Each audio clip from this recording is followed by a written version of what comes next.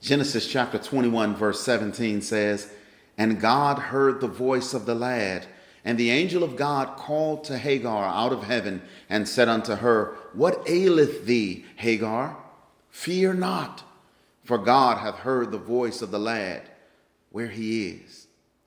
We have 2 ears and 1 mouth so that we can listen twice as much as we speak. That was a Greek philosopher.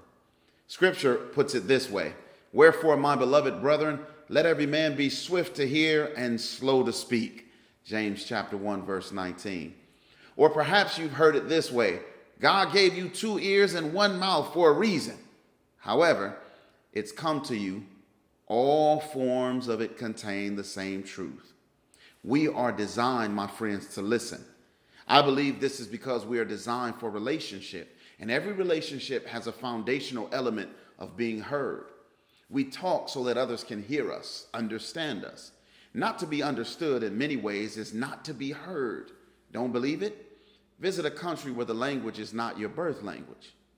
No amount of passion, facial expressions, or urban sign language will get you to be understood, at least when it comes to the things that matter most, although it may find el baño. Notice what the prophet says of God in Isaiah chapter 59, verse 1. "Behold, the Lord's hand is not shortened that it cannot save, neither his ear heavy that it cannot hear." The Lord's salvation is predicated on his hearing us. That is, understanding our condition, our need. Considering the fundamental nature of being heard, this story in Genesis becomes fascinating. What's the matter? Fear not. God hath heard. Don't be afraid. God hears you, understands you, and is near to save you.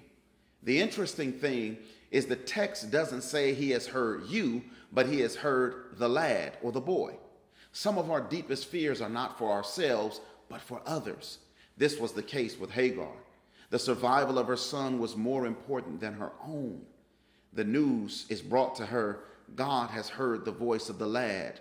This should be comforting for those of us praying for children and family. God hears our prayers, and even more amazing, he hears and has heard theirs.